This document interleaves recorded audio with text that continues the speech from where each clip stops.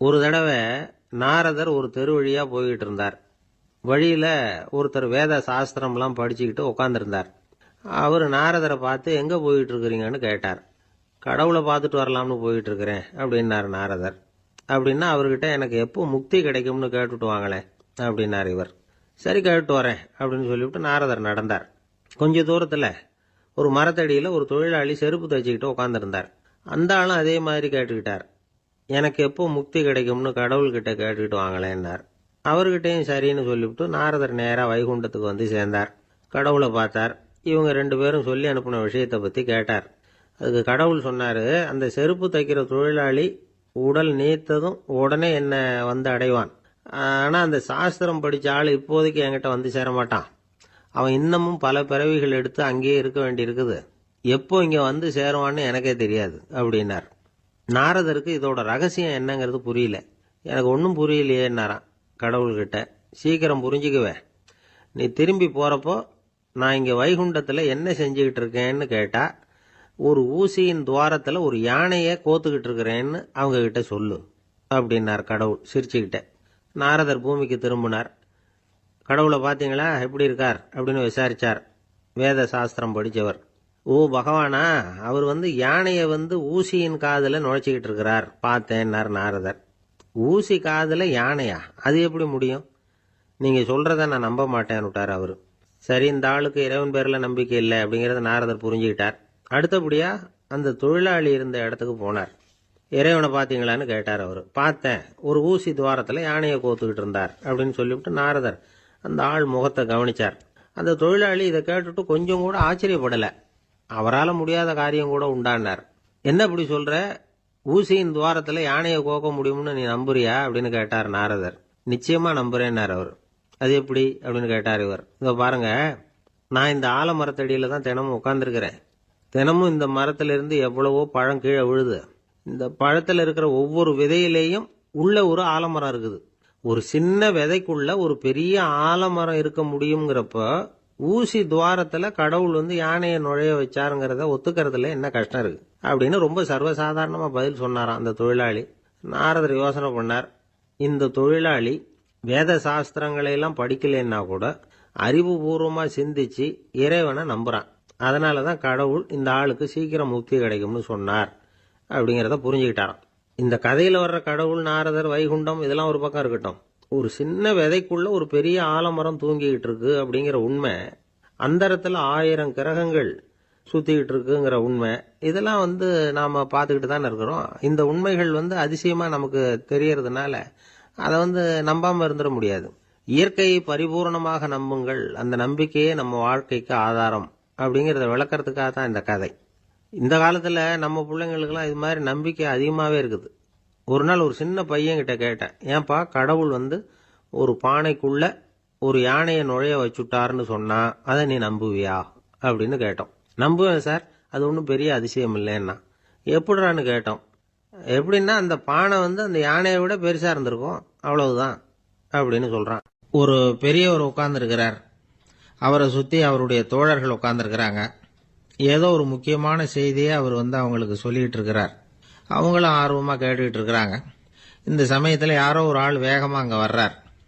வர்ற வேகத்திலேயே எனக்கு ஏதாவது உதவி செய்யுங்க அப்படின்னு கேட்டுக்கிட்டே வர்றார். கேட்கறது உதவி, ஆனா குரல் மிரட்டுறது மாதிரி இருக்கு, அதட்டி கேட்கறது மாதிரி இருக்கு. இதை கேட்டதும் அந்த பெரியவர் ஆத்திரப்படலை, ஆனா அவரை சுத்தி இருந்தவங்க ஆத்திரப்பட்டாங்க.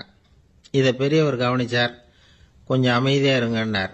வந்தவரை கூப்பிட்டார். அவருக்கு சில பொருள்களை கொடுத்தார். என்னங்க, இப்போ உங்களுக்கு மகிழ்ச்சி தானே அப்படின்னார். அப்படின்னு அலட்சியமா அவர் சொல்றார். நான் உங்களை நல்ல முறையில் நடத்தினேன்னா அப்படின்னு கேட்கிறாரு அவர் மறுபடியும். அதெல்லாம் ஒன்றும் இல்லை அப்படின்னு சொல்லி அவர் சொல்லிட்டு இருக்கிறாரு. குரல்ல கடுமை குறையில. சுத்தி இருந்தவங்களால இதை பொறுத்துக்க முடியல. கோபத்தோடு அவரை நோக்கி நெருங்க ஆரம்பிச்சாங்க. பெரியவர் அவங்களையெல்லாம் தடுத்து நிறுத்தினார். வந்தவரை வாங்க என்னோட அப்படின்னு சொல்லி அழைச்சிட்டு போனார். வீட்டுக்கு போனார்.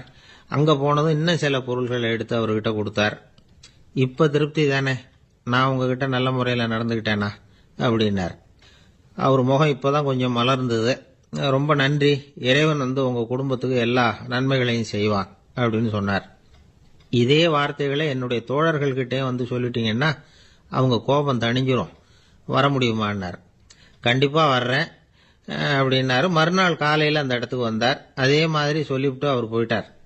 தோழர்கள்லாம் ரொம்ப வியப்போடு பெரியவரை பார்த்தாங்க. அந்த பெரியவர் தான் நபிகள் நாயகம். அவர் சொன்னார், ஒருத்தன் ரொம்ப ஆசையாக ஒரு ஒட்டகத்தை வளர்த்துக்கிட்டு வந்தான். ஒரு நாள் அந்த ஒட்டகம் வந்து கயத்தை அறுத்துக்கிட்டு ஓடி போயிட்டுது. அக்கம் பக்கத்தில் இருக்கிறவங்கெல்லாம் அந்த ஒட்டகத்தை பிடிக்கிறதுக்கு முயற்சி பண்ணாங்க. அதை துரத்திக்கிட்டு ஓடினாங்க. ஒட்டகம் வந்து தாறுமாறாக ஓட ஆரம்பிச்சுது. இந்த சமயத்தில் ஒட்டகத்தை வளர்த்தவன் அங்கே ஓடி வந்தான். நீங்கள் அதை ஒன்றும் செய்ய வேணாம், விட்டுருங்க. அதோட சுபாவம் எனக்கு நல்லா தெரியும். அதை சுலபமாக என்னோட வழிக்கு கொண்டுட்டு வந்துட முடியும். நான் பார்த்துக்கிறேன், விட்டுருங்கோ அப்படின்னா. எல்லாரும் விலைக்கு போயிட்டாங்க. இவன் என்ன செஞ்சான் தெரியுமா? கொஞ்சம் புல்லை கையில் எடுத்துக்கிட்டு அந்த ஒட்டகத்தை நெருங்கினான். அவ்வளவுதான். அது ஓடி வந்து இவன் காலடியில் உட்காந்துக்கிட்டது. செல்லமாக அதை அப்படியே தடவி கொடுத்தான். முதுகில் ஏறி உட்காந்துக்கிட்டான். அது பாட்டுக்கு சாதுவாக நடந்து போகுது. இந்த கதையை நபிகள் நாயகம் தம்முடைய தோழர்களுக்கு சொல்றார். ஒட்டகத்தை மட்டும் இல்லை, சில மனிதர்களையும் கூட சில விதத்தில் அணுகிதான் அவர்களை வந்து சீர்திருத்த வேண்டியிருக்குது அப்படிங்கிறத அவங்களுக்கு உணர்த்தினார். இது ஒரு அழகான உளவியல் அணுகுமுறை. சில குடும்ப தலைவர்கள் கூட இந்த ஒட்டகம் மாதிரி நடந்துகிறது உண்டு. அப்புறம் அடங்கி போகிறதும் உண்டு. ஒரு குடும்ப தலைவர் காலையில் எழுந்திரிச்சதுலேருந்து சத்தம் போட்டு கத்திக்கிட்டு இருப்பார். பக்கத்தில் இருந்தவங்கலாம் ஓடி போய் சமாதானம் பண்ணி பார்த்தாங்க. அவர் ஓயறது மாதிரி தெரியல. கடைசியில் அவர் மனைவி வந்தாங்க. நீங்கள் எல்லாம் விலைக்கு போயிடுங்க, அவர் சுபாவம் எனக்கு தெரியும், நான் பார்த்துக்கிறேன் அப்படின்னாங்க. சரின்னு எல்லாரும் போயிட்டாங்க. சாயந்தரமாக வந்து பார்க்குறாங்க, அவர் சத்தம் இல்லாமல் ஒரு மூலையில் உட்காந்துருக்கிறார். ரொம்ப சாதுவா. ஆச்சரியமாக இருந்தது. என்னம்மா பண்ணீங்கன்னு கேட்டாங்க. அது ஒன்றும் இல்லைங்க, ஒரு வேளை சாப்பாட்டை நிறுத்தினேன், பட்னி போட்டேன், அவ்வளவுதான் அப்படின்னாங்க அந்த அம்மா. பக்தின்னு சொல்கிறோம் இல்லையா, அது வந்து 3 வகைப்படும் அப்படிங்கிறார் ஒரு பெரியவர். அது என்ன 3 வகைன்னா, தெய்வ பக்தி, அடியார்கள் பக்தி, குரு பக்தி. அடியார் பக்தியை விட தெய்வ பக்தியை விட குரு பக்தி தான் ரொம்பவும் சிறந்ததுங்கிறார் அவர். தெய்வத்துக்கிட்ட செஞ்ச பாவம் குருநாதர்கிட்ட தீர்ந்துருமா. குருநாதர்கிட்ட செஞ்ச பாவம் தெய்வத்துக்கிட்ட போனாலும் தீராதான். இப்படி பெரியவங்கெல்லாம் சொல்லி வச்சிருக்கிறாங்க. ஒரு காடு, அங்கே அயோத தௌமியர் அப்படின்னு ஒரு தபோதனர். அவர் பல மாணவர்களை ஒன்றா சேர்த்து ஒரு குருகுலம் நடத்திக்கிட்டு இருக்கிறார். பல தரப்பட்டவங்க பல திறப்பட்டவங்க மாணவர்கள் அதில் சேர்ந்து படிச்சுக்கிட்டு இருக்கிறாங்க. பாஞ்சால ராஜகுமாரன் ஒருத்தனும் அந்த குருகுலத்தில் சேர்ந்து படிச்சுக்கிட்டு இருக்கிறான். அவன் பேர் ஆருணி. பெரிய இடத்து புள்ள, இருந்தாலும் படுப்பில் ரொம்ப கெட்டிக்காரனாக இருந்தான். அவன் தான் அங்கே முதல் மாணவன். ஒரு நாள் குருநாதர் அந்த அரசகுமாரனை கூப்பிட்டார். நம்ம குருகுலத்துக்கு சொந்தமான வயலில் தண்ணீர் பெருகி வெள்ளம் வந்து பயிரை வந்து அழிக்குதான், அதனால் நீ போய் மடையை அடைச்சிட்டு வந்துடும் அப்படின்னார். அந்த அரசகுமாரன் உடனே புறப்பட்டான். குருநாதர் சொல்லிட்டார்ல, உடனே புறப்பட்டான். நான் பெரிய இடத்து பிள்ளையாச்சே, ராஜகுமாரனாச்சே, ரொம்ப செல்வாக்கூட வளர்ந்தவனாச்சே, நான் போய் வயலில் இறங்கி வேலை செய்கிறதா அப்படின்னுலாம் அவன் நினைக்கல. குருநாதர் கட்டளையை நிறைவேற்ற வேண்டியது நம்ம கடமை அப்படின்னு நினச்சான். உடனே ஒரு மண்வெட்டியை தூக்கி தோளில் வச்சுக்கிட்டு புறப்பட்டு போயிட்டான். வயலுக்கு போனான். பார்த்தான், தண்ணி கரையை உடச்சிக்கிட்டு வயலுக்குள்ளே ஏகமாக பாஞ்சிக்கிட்டு இருக்குது. இவன் மண்வெட்டியால் களிமண்ணை புல்லோடு சேர்த்து புல் பத்த மாதிரி வெட்டி வெட்டி போட்டான். இருந்தாலும் மடையை அடைக்க முடியல. தண்ணி அதை மீறி வந்துக்கிட்டே இருக்குது. தண்ணி வந்து வேகமாக வயலுக்குள்ளே போய்கிட்டே இருக்குது. போடுற பத்தையெல்லாம் கரைஞ்சி கரைஞ்சி போயிட்டுருக்கு. இருந்தாலும் இவன் தன்னுடைய முயற்சியை கைவிடலை. வெட்டி வெட்டி போட்டுக்கிட்டே இருக்கிறான். காலையில் அங்கே போனவன் சாயந்தரம் வரைக்கும் இப்படி செஞ்சுக்கிட்டு இருக்கிறான். உடம்பும் மனசும் ரொம்பவும் சோர்ந்து போச்சு. இருந்தாலும் குருநாதர் இட்ட கட்டளையை நிறைவேற்றாமல் இருக்கிறோமேங்கிற ஒரு குறை அவனுக்கு இருக்குது. குரு கட்டளையை நிறைவேற்றாத நான் வந்து இன்னமும் இருக்கணுமா அப்படின்னு யோசனை பண்ண ஆரம்பிச்சிட்டான். என்ன செய்யலாம்னு பார்த்தான். நம்ம குருநாதர் இட்ட பணிக்காக இந்த உடம்பையே தியாகம் பண்ணலாம் அப்படின்னு முடிவு பண்ணான். தண்ணி பாயுதில்ல, அதுக்கு குறுக்க விழுந்து அப்படியே மடையை அடைச்சிக்கிட்டு அப்படியே படுத்துட்டான். இது மற்றவங்களுக்கு தெரியாது. அன்னைக்கு ராத்திரி ஒரு விளக்கு முன்னாடி உட்காந்து குருநாதர் பிள்ளைங்களுக்கு பாடம் சொல்லி கொடுத்துக்கிட்டு இருக்கிறார். வரிசையில் இருக்கக்கூடிய ராஜகுமாரனை காணலை. நம்ம ஆருணி எங்கே போனா அப்படின்னு சொல்லி மற்ற மாணவர்களை விசாரித்தார். இப்போ அவங்க சொன்னாங்க, சுவாமி, அவன் காலையில் வயலுக்கு வந்து மடையை அடைக்கிறதுக்காக போனான், நீங்கள் தான் போக சொன்னீங்க, இன்னும் திரும்பி வரல, அப்படின்னு அவர் பையன். குருநாதர் உடனே ஒரு தீவெட்டி எடுத்துக்கிட்டு மாணவர்களை அழைச்சிக்கிட்டு வயலுக்கு போனார். அங்கே போய் பார்த்தா ஆளை காணும். ஆருணி ஆருணின்னு சொல்லி சத்தம் போட்டு கூப்பிட்டு பார்க்குறார். நான் இங்கே இருக்கேன் குருநாதா அப்படின்னு காலுக்கு அடியிலேருந்து ஒரு சத்தம் வருது. குனிஞ்சு பார்த்தா அவன் மழையில் படுத்துருக்கிறான். என்னப்பா இதுன்னார். காலையிலேருந்து இந்த மழையை அடைச்சி பார்த்தேன் சுவாமி, முடியல, அதனால் இப்படி குறுக்க படுத்துட்டேன். என்னை தாண்டறதுக்கு பயந்து போய் தண்ணியே தேங்கி நின்றுட்டுது அப்படின்னா. அவனுடைய குரு பக்தியையும் அவனை தாண்டறதுக்கு அஞ்சு நிற்கிற தண்ணி தேக்கத்தையும் பார்த்துட்டு எல்லாரும் ரொம்ப ஆச்சரியப்பட்டு போயிட்டாங்களாம். ஆருணி எழுந்திரிச்சு வா அப்படின்னு கூப்பிட்டாராம் குருநாதர். அவன் தண்ணீரை பொழந்துக்கிட்டு எழுந்திரிச்சு வந்தானான். அதனால அவனுக்கு உத்தாலகன் அப்படின்னு ஒரு பேர். உத்தாலகன்னா தண்ணீரை பிளந்தவன் அர்த்தம். அந்த உத்தாலகன் மாதிரி இந்த காலத்து மாணவர்களுக்கும் குரு பக்தி வேணும் அப்படின்னு சொன்னோம் ஒரு பள்ளிக்கூடத்தில். உடனே நிறைய மாணவர்கள் எழுந்திரிச்சு நின்னாங்க. சார், நீங்கள் எங்களை இன்னமும் சரியாக புரிஞ்சுக்கலன்னு நினைக்கிறோம். அன்னைக்காவது ஒருத்தன் அப்படி இருந்தான், இன்னைக்கு ஏகப்பட்ட உத்தாலகர்கள் இருக்கிறோம். எங்கள் வாத்தியார் கட்டளை இட்டா இப்பவே அது மாதிரி வயலுக்கு போய் மடையில் குறுக்கப்படுத்துக்கிறதுக்கு இந்த வகுப்பில் உள்ள அத்தனை பேரும் தயாராக இருக்கிறோம் அப்படின்னாங்க. அப்படியா அப்படின்னு சொல்லி கேட்டோம் ரொம்ப சந்தோஷமா. ஒருத்தன் ரொம்ப அடக்கமாக எழுந்திரிச்சான். அப்புறம் சொன்னான், ஆமாம் சார், வகுப்பில் இவர் நடத்துகிற பாடத்தை கேட்டுக்கிட்டு இருக்கிறத விட பேசாமல் போய் மடையில் படுத்துடுறது ஒன்றும் கஷ்டமான காரியமாக இருக்காது, அதனால தான் எல்லாரும் அங்கே போகிறேன்னு சொல்கிறோம் அப்படிங்கிறான். ஒரு ராஜா இருந்தார். நாடு பூராவும் நிறைய மரங்களை நட்டு வளர்க்கணுங்கிறது அவரோட ஆசை. தானே அதுக்கு முன்மாதிரியாக இருக்கணும்னு நினைச்சார். அரண்மனையை சுற்றி மரங்களை நட்டு வளர்த்தார். இதை பார்த்துட்டு ஜனங்களும் அவங்கவுங்க வீட்டை சுற்றி மரக்கன்றுகளை நட்டு வளர்த்தாங்க. கொஞ்ச காலத்தில் ஊர் பூரா பசுமையாக மாறிச்சு. எல்லாருக்கும் சந்தோஷமாக இருந்தது. இது ஒரு பக்கம் இருக்கட்டும். இப்போ நான் சொல்ல போகிற கதை வேற. அதாவது அந்த ராஜா ஒரு நாள் தன்னுடைய அரண்மனையை சுற்றி இருக்கிற விதவிதமான மரங்களை எல்லாம் போய் பார்த்தார். எப்படி இருக்கிறீங்க அப்படின்னு ஒவ்வொரு மரத்துக்கிட்டையும் விசாரிச்சாராம். எந்த மரமும் சந்தோஷமாக இருக்கிறதா தெரியல. அதுக்கும் மனசில் ஒரு குறை. முதல்ல ஆலமரத்துக்கிட்ட போனார். அது சொல்லிச்சு, மண்ணா, நான் நல்லா பெருசாக வளர்ந்துருக்கிறேன், அடர்த்தியாக இருக்கிறேன், கிளையெல்லாம் 4 பக்கமும் நல்லா படர்ந்து தான் இருக்குது, இருந்தாலும் எந்த பிரயோஜனமும் இருக்கிறதா தெரியல எனக்கு. என்னுடைய பழம்லாம் ரொம்ப சின்னதாக இருக்குது, என் கண்ணுக்கு சரியாக புலப்பட மாட்டேங்குது. நான் இருக்கிற சைஸுக்கு என்னுடைய கிளையில் இருக்கிற பழம்லாம் எவ்வளவு பெருசாக இருக்கணும், அது இத்தினூண்டு இருக்கிறது எனக்கு பெரிய அவமானமாக இருக்குது. இப்படி இங்கே நின்றுக்கிட்டு இருக்கிறதே ரொம்ப கூச்சமாக இருக்குது. ஒரு நல்ல புயல் வந்ததுன்னா பேசாமல் சாஞ்சு விடலாமான்னு பார்க்குறேன் அப்படின்னு புலம்புது ஆலமரம். சரி இருக்கட்டும்னு நினச்சிக்கிட்டு ராஜா அடுத்தபடியாக ஒரு அத்தி மரத்துக்கிட்ட போனார். அதுவும் புலம்ப ஆரம்பிச்சுட்டுது. நான் கூட பெரிய மரம் தான், இல்லை இலையெல்லாம் அழகாக தான் இருக்குது, பழம் அழகாக இருக்குது, இருந்தாலும் உள்ள விஷயம் இல்லையே, அத்தி பழத்தை புட்டு பார்த்தா அத்தனையும் சொத்தை அப்படின்னு பழமொழியே உண்டாயிட்டுதே. இப்படி ஒரு கெட்ட பேரோடு நான் இருக்கணுமா அப்படின்னு புலம்புது அது. சரி இது இருக்கட்டும் அப்படின்னு சொல்லி அடுத்தபடியாக வேப்ப மரத்துக்கிட்ட போனார். அது தன்னுடைய வேதனையை வெளியிட்டது. எனக்கு எவ்வளவோ மருத்துவ குணங்கள்லாம் இருக்கிறதா சொல்லிக்கிறாங்க, இருந்தாலும் என்ன பிரயோஜனம், என்னுடைய பழத்தை மனிதர்கள் யாரும் விரும்பி சாப்பிட்றது இல்லையே அப்படின்னுது. ராஜா அடுத்தாப்புல இருந்து ஒரு பனை மரத்துக்கிட்ட போனார். நான் நல்லா உயரமாக தான் வளர்ந்துருக்கிறேன், மற்ற மரங்கள்லாம் என்னை அண்ணாந்து தான் பார்க்கணும், இருந்தாலும் என்கிட்ட நிழலுக்காக யாரும் ஒதுங்கிறது இல்லையே அப்படின்னுது. என்ன இது, எல்லா மரமும் இப்படி திருப்தி இல்லாமல் இருந்துகிட்டு இருக்குதே அப்படின்னு நினச்சிக்கிட்டே ராஜா அடுத்தபடியாக அங்கே இருந்த ஒரு பைன் மரத்துக்கிட்ட போனார். அழகாக உயரமாக பசுமையாக தான் இருந்தது, ஆனால் பழமோ பூவோ கிடையாது. அதை நினச்சி அது வருத்தப்பட்டுக்கிட்டு இருக்குது.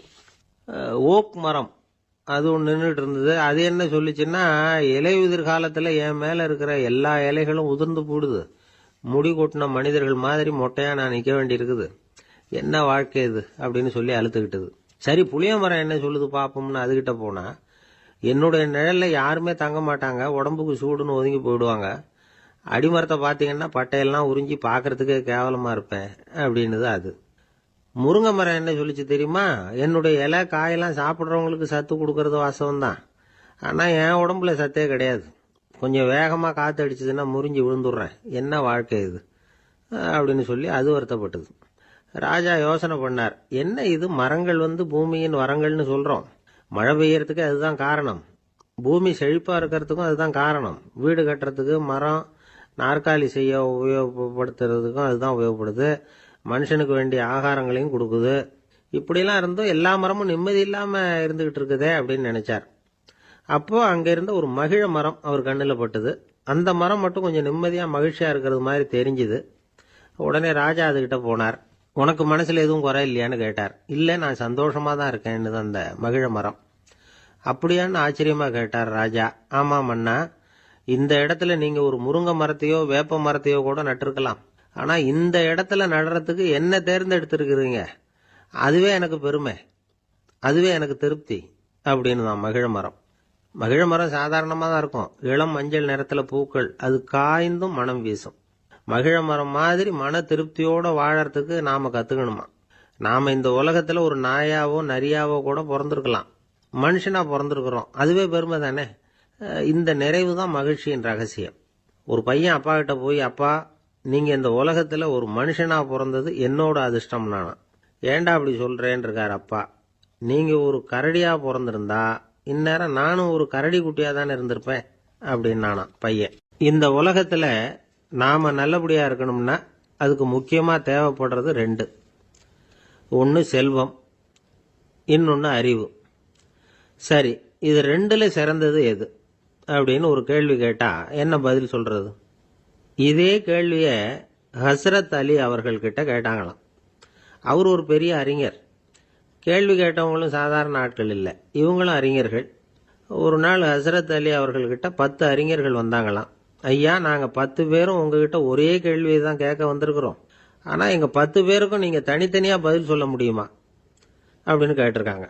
அதாவது அவங்க ஒரே கேள்விக்கு இவர்கிட்ட இருந்து 10 விதமான பதில் எதிர்பார்க்குறாங்க. சரி கேளுங்க, என்ன கேள்வி அப்படின்னார் அவர். அப்போதான் அவங்க கேட்டாங்களாம், செல்வம் அறிவு இது ரெண்டுல சிறந்தது எது? இதுதான் கேள்வி. ஹஸ்ரத் அலி என்ன பண்ணார் தெரியுமா? அவங்கள ஒவ்வொருத்தராக கூப்பிட்டார், ஒவ்வொரு விதமான பதிலை சொல்லி அனுப்புனார்.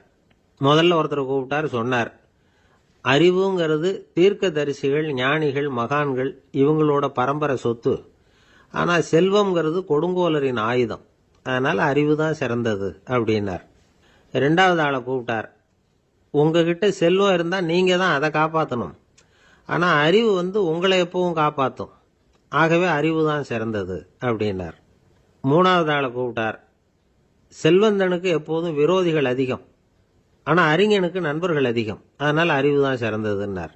அடுத்தவரை கூப்பிட்டார், செல்வம் அடுத்தவங்களுக்கு கொடுக்க கொடுக்க குறையும், ஆனால் கல்விங்கிறது அதிகரிச்சுக்கிட்டே வரும், கொடுக்கறதுனால குறையாது, அதனால் அறிவு தான் சிறந்ததுன்னார்.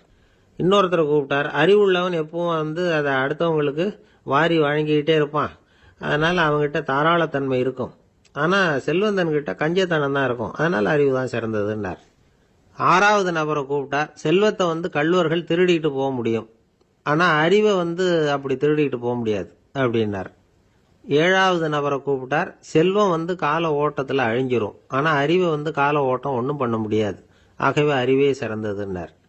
எட்டாவது ஆளை கூப்பிட்டு சொன்னார், செல்வத்துக்கு எப்பவும் எல்லை உண்டு, நிறை உண்டு, அளவு உண்டு, கணக்கு உண்டு, ஆனால் அறிவுக்கு அப்படிப்பட்ட எல்லை எதுவும் கிடையாது, அதனால் அதுதான் சிறந்ததுன்னார். அடுத்தவனை கூப்பிட்டார், செல்வம் உள்ளத்தில் உள்ள ஒளியை போக்கிவிடும், இருட்டை உண்டாக்கிவிடும், விரிந்த மனப்பான்மையை குறுகலாக்கிவிடும், ஆனால் அறிவு அப்படி இல்லை, இருண்ட உள்ளத்தில் ஒளியை பாய்ச்சி அதை விசாலப்படுத்துது, அதுதான் சிறந்ததுன்னார்.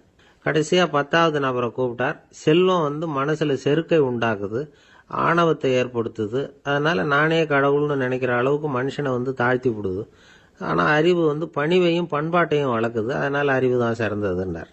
ஆக இப்படி 10 பேருக்கும் 10 விதமாக பதில் சொன்னது மூலமாக ஹஸ்ரத் அலி அவர்கள் அறிவு தான் செல்வத்தை விட சிறந்தது அப்படிங்கிறதுக்கு 10 காரணங்களை சுட்டி காட்டியிருக்கார்.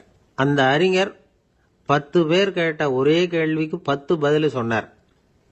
நமக்கு வேண்டிய ஒருத்தர் 10 பேர் கேட்ட கேள்விக்கு ஒரே பதில் சொல்லி சமாளித்தார். கேள்வி என்ன தெரியுமா? என்கிட்ட வாங்கின கடனை எப்பயா திருப்பி கொடுக்க போற? இதுதான் அந்த 10 பேரும் கேட்ட ஒரே கேள்வி. இந்த மாதம் 26ஆம் தேதி தந்துடுறேன் அப்படிங்கிற ஒரே பதில் சொல்லி அவ்வளவு பேரையும் இவர் அனுப்பி வச்சுட்டாராம்.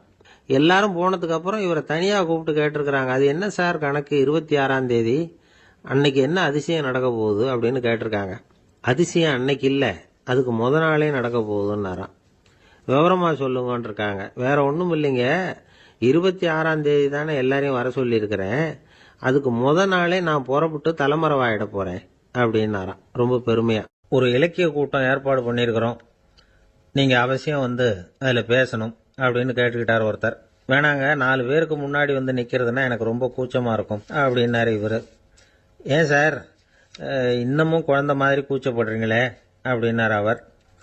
அவரை ஒரு மாதிரியாக சமாளித்து அனுப்பி வச்சுட்டு அதுக்கப்புறம் அதை பற்றி இவர் யோசித்து பார்த்துருக்கார். சில நிபுணர்கள் எழுதியிருக்கிறத படித்தும் பார்த்துருக்கிறார். மனோதத்துவ நிபுணர்கள் என்ன சொல்கிறாங்க தெரியுமா? 10லேருந்து 20% குழந்தைகள் பிறக்கிறப்பவே கூச்ச சுபாவம் கொண்டதாக தான் இருக்குதான். ஒரு தாத்தா தன்னோட பேர பிள்ளைய ஆசையாக கூப்பிடுறார் விளையாட்டு காட்ட, அதை அழுதுகிட்டு ஓடி போகுது. ஒரு அம்மா தன்னோட பிள்ளைய பள்ளிக்கூடத்தில் சேர்க்கறதுக்காக கூப்பிட்டுக்கிட்டு போகிறாங்க. அந்த புள்ள அம்மாவோட முந்தானையில் ஒளிஞ்சிக்கிட்டு வெளில வரமாட்டேங்குது. இவங்களெல்லாம் எப்படி சமாளிக்கிறது? குழந்தைகளோட கூச்ச சுபாவத்தை போக்குறது எப்படி? இதுக்கு நிபுணர்கள் சில யோசனைகளை சொல்லியிருக்கிறாங்க. மற்றவங்களுக்கு முன்னாடி என் பையனுக்கு கூச்சம் ரொம்ப அதிகம் சார், மற்றவங்க பார்த்தா ரொம்ப வெக்கப்படுறான், இப்படி சொல்கிற அப்பாக்கள் உண்டு. என் பையன் புது மனுஷால பார்த்தா அட்டையாக ஒட்டிக்குவான் சார் அப்படின்னு சொல்கிற அப்பாக்களும் உண்டு. இப்படிலாம் குழந்தைகளுக்கு வந்து முத்திரை குத்துறது ரொம்ப தப்பான். புதுசாக யாராவது வீட்டுக்கு வந்தால் குழந்தை தானாக தன்னோட கூச்சத்தையும் பயத்தையும் போக்கிக்கிட்டு சகஜமாக மாறி வர்றதுக்கு வாய்ப்பு கொடுக்கணுமா. ஒரு கூட்டத்துக்கோ அல்லது சொந்தக்காரங்க கல்யாணத்துக்கோ குழந்தைய அழைச்சிட்டு போகிறீங்க, அங்கே போய் கட்டாயப்படுத்தி குழந்தைய மற்றவங்க கிட்ட பேச சொல்லக்கூடாது. சில சமயம் குழந்தை தானாக தன்னுடைய கூச்ச சுபாவத்தை விட்டு பேசுறதுக்கு முன் வந்தால் அதை பாராட்டணும். குழந்தை கலகலப்பு இல்லாமல் மௌனமாக இருந்ததுன்னா அதையும் கண்டுக்கக்கூடாது. குழந்தை பேச ஆரம்பித்தா அதை ஆர்வத்தோடு கவனிக்க தெரியணும். கலந்து உரையாடுற பழக்கத்தை வீட்லேயே ஆரம்பிக்கலாம். கேட்டதுக்கு பதில் சொல் அப்படின்னு நீங்கள் அதிகாரம் பண்ணிகிட்டு இருக்கக்கூடாது. அது வந்து குழந்தைக்கு பேசுகிற சந்தர்ப்பத்தை குறைச்சிருமா. இப்போ நாம் அதிகாரம் பண்ணால் கேலி செய்கிற பழக்கம் குழந்தைகளை வந்து ரொம்ப பாதிச்சிருமா. பெரியவங்களானதுக்கு அப்புறமும் சில பேர் கூச்சத்தோடவும் பயத்தோடவும் இருக்கிறதுக்கு இதுதான் காரணம். சின்ன வயசில் அவங்கெல்லாம் ஏதாவது கேலிக்கு ஆளாகி இருப்பாங்க. 2வது குழந்தை மூத்த குழந்தைய வந்து கேலிக்கு ஆளாகிற சந்தர்ப்பங்களை கண்டு கேலி பண்ணினா அது இளம் நெஞ்சங்களை விட்டு நீங்கிறதே இல்லையா. எப்பவும் குழந்தையோட நடை உடை பாவனைகளை பற்றி சொல்லிக்கிட்டே இருக்கக்கூடாதான். அதுவே கூச்ச சுபாவத்தை கொண்டுகிட்டு வந்துருமா. அப்பா எங்கன்னு யாராவது கேட்டால் இது மாதிரி இன்ன காரியத்துக்காக வெளியில் போயிருக்கார், இத்தனை மணிக்கு திரும்பி வருவார் அப்படின்னு சொல்கிற அளவுக்கு குழந்தைகளை வந்து பழக்கப்படுத்தி வைக்கணும். ஃபோன்லேயே யாராவது விசாரித்தா கூட இது மாதிரி பதில் சொல்லு அப்படின்னு சொல்லணும். சின்ன சின்ன மீட்டிங்கில் 4 வார்த்தை பேச தயார் பண்ணலாம். ஒரு கடையிலையோ அல்லது ஹோட்டல்லையோ ஏதாவது விவரம் கேட்கணும்னா உங்கள் குழந்தைய தைரியமாக அனுப்புங்க. குழந்தைகள் பணிவாகவும் பொறுமையாகவும் விவரம் கேட்குறப்போ கூச்ச சுபாவம் தானாக போயிடும். சின்ன வயசுலேயே இப்படிலாம் பழக்கப்படுத்தினாதான் வருங்காலத்தில் தைரியமாக இந்த சமுதாயத்தில் வாழ முடியும். இல்லைன்னா 60 வயசுலேயும் அடுப்பங்கரையை விட்டு வெளில வர்றதுக்கு கூச்சப்பட்டுக்கிட்டு தான் இருக்க வேண்டியிருக்கும். இந்த காலத்து பிள்ளைங்க எவ்வளவோ பரவாயில்ல, எதுக்கும் தயங்குறதில்ல, கூச்சப்படுறதில்ல. ஒரு அம்மா அடுப்பங்கரையிலேருந்து சத்தம் போட்டாங்க, டேய் ராமு, தயவு பண்ணி அந்த டிவியை நிறுத்துறா, அந்த பெண்ணோட குரல் மகா மோசம், அடுப்பங்கரையில் இருக்கிற என்னாலேயே அதை சகிச்சிக்க முடியல அப்படின்னாங்களாம். உடனே பையன் கொஞ்சம் கூட தயங்காமல் பதில் சொல்கிறான், அம்மா இந்த குரல் டிவியிலேருந்து வரல, எதிர்த்த விட்டு மாமி தான் இங்கே வந்திருக்கிறாங்க, அவங்க தான் இப்போ என்னோட பேசிக்கிட்டு இருக்கிறாங்க அப்படின்னு. கங்கை கரை தோட்டம் பக்கத்தில் ஒரு ஆசிரமம், அங்கே ஒரு பெரியவர் தங்கியிருக்கிறார். அவர் தான் ராமகிருஷ்ண பரமஹம்சர். அந்த ஆசிரமம் இருந்த இடம் கரக்பூர். வங்காளத்தில் பொதுவாக எல்லாரும் மீன் சாப்பிட்றது உண்டு. கங்கையில் குளிச்சுட்டு கையில் ஒரு மீனோட வர்றது வழக்கம். இவர் இருக்கிற இடத்துக்கு கங்கையில் படகு வழியாக வரணும். அப்படி தான் எல்லாரும் வருவாங்க. வர்றவங்கள ஒன்று கூட்டி ஆன்மீக விஷயங்களை பற்றி பேசிக்கிட்டு இருப்பார். ஒவ்வொரு நாள் ஒவ்வொருத்தர் நகரத்துக்கு போகணும். வரும்பொழுது மீன் கொண்டுகிட்டு வரணும். அதுக்கு ஒரு அட்டவணையே உண்டு ஆசிரமத்தில். அது பிரகாரம் ஒரு நாள் சுவாமி யோகானந்தர் படகுல போனார். படகை செலுத்தினவங்க ராமகிருஷ்ணரையும் சுவாமி யோகானந்தரையும் மற்றவங்களையும் பித்தர்கள் அப்படின்னு சொல்லி ஏளனமாக பேசினாங்க. அவங்க என்ன பைத்தியம் பிடிச்சவங்க அப்படிங்கிறது மாதிரி. சுவாமி யோகானந்தருக்கு ரொம்ப மென்மையான இதயம். இவங்க இப்படி கண்ணாபின்னான்னு பேசுகிறத பார்த்தா மீனை வாங்கிட்டு திரும்புகிறப்போ என்ன நடக்குமோ அப்படிங்கிற பயம் வேற வந்துட்டுது அவருக்கு. அவ்வளவு மென்மையானவர். இதை தெரிஞ்சுக்கிட்ட ராமகிருஷ்ணர், யோகானந்தா இங்கே வா அப்படின்னு கூப்பிட்டார். இவர் கண்ணீரை தொடச்சிக்கிட்டே கிட்ட போனார். சொன்னார், ஐயா, படகு ஓட்டுறவங்க உங்களை பற்றி மோசமாக பேசுகிறாங்க. என்ன திட்டினா பரவாயில்ல, ஆனால் உங்களை அவங்க திட்டுறாங்க, அதை என்னால் தாங்கிக்க முடியல அப்படின்னார். இதை கேட்டது ராமகிருஷ்ணருக்கு கோபம் வந்துட்டுதான். என்னது, உன்னுடைய குருவை பத்தி அவங்க மோசமா பேசும்பொழுது நீ சும்மா இருந்தியா? வெளியில போ அப்படின்னு விட்டார். குரு நிந்தனை செய்யறப்போ அதை கேட்டுக்கிட்டு சும்மா இருக்கலாமா? குரு நிந்தனையை கேட்டா பாவம் இல்லையா? என்னை தூற்றும் போது அவங்க பாவம் செய்யறாங்க, அதை கேட்டுக்கிட்டு நீ சும்மா இருந்தா நீயும் பாவம் செய்யற அப்படின்னாராம். அடுத்த நாள் சுவாமி நிரஞ்சனானந்தர் போக வேண்டிய நாள். இவர் படகுல போகும்பொழுதும் அதே மாதிரி நடந்துதான். அவங்க மோசமா பேச ஆரம்பிச்சாங்க, திட்ட ஆரம்பிச்சாங்க. அப்படி கேலி பண்ண ஒருத்தனை இவர் என்ன பண்ணார், பலார்னு கன்னத்தில் அரைஞ்சிட்டார். இன்னொருத்தனை கங்கையில் தூக்கி எறியறதுக்கும் தயாராகிட்டார். அதுக்கப்புறம் அவங்க யாரும் வாயை திறக்கல. மீன் வாங்கிட்டு வர்றப்பவும் படகுல ஒரே அமைதி. அவ்வளவு பயம் அவங்களுக்கு. ராமகிருஷ்ணர் கூப்பிட்டு விசாரிச்சார் என்ன நடந்ததுன்னு. இவர் சொன்னார், அவர் யோகானந்தா போகும்பொழுது என்ன நடந்ததோ அப்படியே தான் இப்பவும் நடந்தது. குரு நிந்தனை செய்யறத கேட்டுக்கிட்டு நான் சும்மா இருப்பேனா? ஒருத்தனை அப்படியே அரைஞ்சுட்டேன், இன்னொருத்தனை ஆற்றுல தூக்கி போட்டுருவேன்னு பயமுறுத்தினேன், அவ்வளவுதான் அப்படின்னாராம். இப்பவும் ராமகிருஷ்ணருக்கு கோபம் வந்துட்டு தான். என்ன இது, அணியறது காஷாயம், இருக்கிறது ஆசிரமம், உனக்கு இவ்வளவு கோபம் வந்ததுன்னா அப்புறம் என்னத்துக்கு ஆசிரமத்தில் இருக்கணும்? பிரம்மச்சாரி எப்பவும் அமைதியாக இருக்கணும் அப்படின்னு அறிவுரை சொன்னாராம் ராமகிருஷ்ணர். அப்போ இவர் கேட்டாராம், ஏங்க அவருக்கு ஒரு விதமான அறிவுரை சொன்னீங்க, எனக்கு வேற விதமாக அறிவுரை சொல்றீங்க, இதில் எது உண்மை அப்படின்னு கேட்டிருக்கார். இதுக்கு ராமகிருஷ்ணர் சொன்ன பதில் என்னன்னா, அட அசடே, சக்கரத்தில் காற்று அதிகமாக இருந்தால் குறைக்கணும், குறைச்சலாக இருந்தால் கூட்டணும். அவன் சாது, அவனுக்கு அதிக உணர்ச்சி தேவை, உனக்கு படபடப்பு அதிகம், உனக்கு பொறுமை தேவை அப்படின்னாராம். இதில் உள்ள கருத்து என்னன்னா, கல்விங்கிறது எப்படின்னா அதை சூழ்நிலைக்கு தகுந்த மாதிரி கற்பிக்கணும். எல்லாருக்கும் ஒரே மாதிரி கற்பிக்கக்கூடாது. கேட்குறவர் தகுதி, புரிஞ்சுக்கிற திறமை, இதை பொறுத்து கல்வி அமையணும். ஆரம்ப காலத்தில் ஒரு குரு, அப்போ ஒரு சீடன் இருந்தான். அது வேடிக்கையான குரு, வேடிக்கையான சீடன். ஒரு ஆசிரமம். ஒரு நாள் ஒருத்தன் அவசரமாக அந்த குருவை தேடி வந்திருக்கிறான். என்ன விஷயம்னு விசாரிச்சார் குரு. உங்கள் சீடர் என்னை அடிச்சுட்டார் அப்படின்னு புகார் பண்ணானா அந்த ஆள். குரு சீடனை கூப்பிட்டார். அடிச்சியா இந்த ஆளை அப்படின்னு கேட்டாராம். ஆமான் இருக்கான் சீடன். ஏன் அடிச்சே அப்படின்னு கேட்டாராம். இந்த ஆள் உங்களை பற்றி மட்டமாக பேசிவிட்டான், என்னால் அதை தாங்கிக்க முடியல, அதனால தான் அடிச்சுட்டேன் இருக்கான். அப்படி என்ன பேசினா அப்படின்னு கேட்டாராம். உன்னுடைய குருநாதர் இப்பெல்லாம் அர்த்தமில்லாமல் பேச ஆரம்பிச்சுட்டார் அப்படின்னு சொல்லிவிட்டான், அதனால தான் அடிச்சுட்டேன் அப்படின்னானா. அதுக்காக அடிச்சே அப்படின்னாராம். நான் அதுக்காக அடிக்கல குருவே, இப்பெல்லாம் நீங்கள் அர்த்தம் இல்லாமல் பேசுறதாக அவன் சொல்கிறான், அப்படின்னா இதுவரைக்கும் நீங்கள் அர்த்தத்தோடு பேசினதாகத்தானே அர்த்தம், அது தப்பு தானே, அதனால தான் அடித்தேன் அப்படின்னானா. துருக்மேனியாவில் அஷ்காபாத் அப்படின்னு ஒரு நகரத்தில் ஒரு புவியியல் விஞ்ஞானி இருந்தார். அவர் ஒரு நாய்க்குட்டி வளர்த்தார். ஒரு நாள் முன்னிரவு நேரம் ஒரு மேஜைக்கு முன்னாடி உட்காந்து அந்த விஞ்ஞானி ஏதோ கணக்கு போட்டுக்கிட்டு இருக்கிறார். அவருக்கு ஒரு சின்ன பெண் குழந்தை, அது தொட்டிலில் தூங்கிட்டு இருக்குது. அந்த நாய்க்குட்டியும் ஒரு மூலையில் படுத்து அது பாட்டுக்கு தூங்கிட்டு இருந்தது. ஒரே அமைதி. அந்த நேரத்தில் திடீர்னு அந்த நாய்க்குட்டி துள்ளி எழுந்திரிச்சது. நேராக குழந்தைகிட்ட ஓடிச்சு. அந்த குழந்தைய அது போட்டிருந்த ட்ரெஸ்ஸோடு சேர்த்து கவ்வி தூக்குச்சு. தூக்கிக்கிட்டு வாசல் பக்கம் ஓடிச்சு. நாய்க்குட்டி குழந்தைய கவ்வி தூக்க முடியுமாங்கிற சந்தேகம் உங்களுக்கு இல்லையா? நீங்கள் நம்ம ஊர் நாய்க்குட்டியவே பார்த்து பழக்கப்பட்டிருக்கீங்க, அதனால் நம்புறதுக்கு சிரமமாக இருக்கும். அந்த ஊர்ல எல்லாம் அது ரொம்ப ஸ்ட்ராங்காக இருக்கும், ஒரு ஏதோ கண்ணுக்குட்டி மாதிரி இருக்கும். விஞ்ஞானி அதை பார்த்துட்டார். உடனே அந்த நாய்க்கு வெறி பிடிச்சிட்டுதுன்னு முடிவு பண்ணிட்டு தன்னோட கை துப்பாக்கி எடுத்துக்கிட்டு ஓடி வந்தார். அவர் வெளியில் நாய்க்குட்டி எங்கே அப்படின்னு பார்த்து தேடுறார். அந்த நேரத்தில் அந்த வீடு இடிஞ்சு விழுது. காரணம் பூமி அதிர்ச்சி. இப்படி பூமி அதிர்ச்சி உண்டாக போகுதுங்கிறது அந்த நாய்க்குட்டிக்கு முன்னாடியே தெரிஞ்சு போச்சு. அதுதான் குழந்தைய தூக்கிட்டு வெளியில் ஓடி வந்திருக்குது. அது மூலமா அந்த குடும்பத்தையே காப்பாற்றி இருக்குது அந்த நாய்க்குட்டி. இந்த சம்பவம் நடக்கிறதுக்கு 3 நாளைக்கு முன்னாடியே சில பிராணிகளுக்கு இப்படி நடக்க போகுதுங்கிறது தெரிஞ்சிருக்குதான். ஆமா, அந்த நகரத்தில் 3 நாளைக்கு முன்னாடியே பாம்பு, பல்லி இதெல்லாம் அது தங்கியிருந்த வலையை விட்டு வெளியில் ஓடி வந்துட்டுது. அதே மாதிரி அங்கிருந்த புறாவெல்லாம் பறந்து போயிடுச்சான். இதே மாதிரி யுகோஸ்லோவியாவில் கூட ஒரு நகரம், அங்கே ஒரு நாள் ராத்திரி ஒரு மிருக காட்சி சாலையில் திடீர்னு ஒரு பெரிய கலவரம், கூச்சல், குழப்பம். அங்கே இருந்த கழுதை, புலி, யானை, பறவை எல்லாம் கண்ணாபின்னான்னு கத்த ஆரம்பிச்சுட்டுது. நேர் யானை அதுக்குன்னு போட்டிருந்த தடுப்பையே தாண்டி குதிச்சு வெளியில் வந்துட்டு தான். மறுநாள் தான் எல்லாருக்கும் விஷயம் புரிஞ்சுது. அடுத்த நாள் காலையில் அங்கே பூமி அதிர்ச்சி உண்டாயிட்டுது. இப்போ பாருங்க, அதாவது மனுஷனை போய் தீர்க்கதரிசி அது இதுன்னு சொல்லிட்டு இருக்கிறோம். இவனை விட அது பரவாயில்லைன்னு தோணுது. அதாவது மிருகங்கள் ஒன்று நடக்க போகுதுங்கிறத முன்னாடியே புரிஞ்சுக்குதே.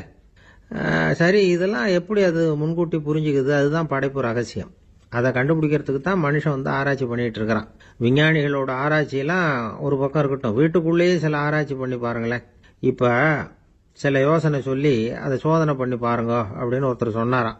அதாவது இப்போ மழை வருமா வராதா அப்படின்னு தெரிஞ்சுக்கணுமா, உடனே ஒரு பூனைக்குட்டி பின்னாடியே மெதுவாக போய் அது என்ன செய்யுதுன்னு கவனித்து பார்க்கணும். பூனைக்குட்டி தன்னோட பாதத்தினால சுகத்தில் வந்து அப்படி கீறிக்கிட்டு இருக்கும். அப்படி கீறினா கண்டிப்பாக மழை வரும். சில சமயம் பூனைக்குட்டி அப்படியே மல்லாந்து படுத்துக்கிட்டு பாதத்தை உயர தூக்கும், அப்படியும் இப்படியும் புரளும். இப்படி செஞ்சதுன்னா அன்னைக்கும் மழை இருக்காது. அதனால முன்னாடி இருந்தது மழை வர்றதுக்கு அறிகுறி, இது மழை இல்லைங்கிறதுக்கு அறிகுறி. பறவைகள் பிராணிகள் இதுகளோட நடவடிக்கைகளை பார்த்துட்டு அதையெல்லாம் அடிப்படையாக வச்சு தான் காலநிலையை கண்டுபிடிக்கிற கருவிகளை கண்டுபிடிச்சிருக்கிறாங்க. வாத்து இருக்குல்ல, சில சமயம் தன்னோட அழகை தன்னோட இறகுகளில் அப்படியே புதைச்சிக்கும். அப்படி செஞ்சால் குளிர்காலம் வரப்போகுதுன்னு அர்த்தம். பருவநிலை குளிராக மாறப்போகுதுங்கிறதுக்கு இதுதான் அறிகுறி. சிட்டுக்குருவி இருக்குதுல்ல, அதெல்லாம் புழுதியில் உழுந்து புரளும், சிறகுகளை வந்து படபடன்னு அடிச்சுக்கும். அப்படி செஞ்சால் மழை வரப்போகுதுன்னு அர்த்தம். ஒன்று மட்டும் நாம் நல்லா தெரிஞ்சுக்கணும், இயற்கையின் சீற்றம்னு சொல்கிறோம் இல்லையா, இயற்கை ஏன் நம்ம மேலே கோவப்படுது? இயற்கையை நாம் அனுசரித்து போகிறதில்ல, அதனால் கோவப்படுது.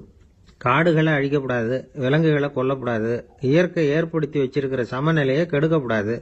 அதை புரிஞ்சுக்கிட்டு வாழ்ந்தோம்னா பூமியை நடுங்காது, நாமளும் நடுங்க வேண்டிய அவசியம் இருக்காது. ஒருத்தர் இருந்தார், சாராய கடைக்கு போனாராம், நிறைய சாப்பிட்டார். அப்புறம் சொன்னார், இது ரொம்ப அற்புதமான சரக்கு போல இருக்கு, உள்ளே போன உடனே இந்த பூமியே நடுங்கிறது மாதிரி இருக்கு எனக்கு அப்படின்னாராம். இதுக்கு கடைக்காரர் சொல்லியிருக்கார், நீங்கள் சாப்பிட்டது வெறும் பச்சை தண்ணி தாங்க, இப்போ ஏற்பட்டிருக்கிறது நிஜம் பூமி அதிர்ச்சி அப்படின்னாராம். ஒரு ஊரில் ஒரு ராஜா இருந்தார். அந்த ராஜாவுக்கு ஒரு மந்திரி. ராஜா ரொம்ப நியாயமானவர், நேர்மையானவர், கண்டிப்பானவர். தப்பு செய்கிறது யாராக இருந்தாலும் தண்டனை கொடுப்பார். வேண்டியவங்களுக்கு ஒரு நியாயம், வேண்டாதவங்களுக்கு ஒரு நியாயம்ங்கிறதெல்லாம் அவர்கிட்ட கிடையாது.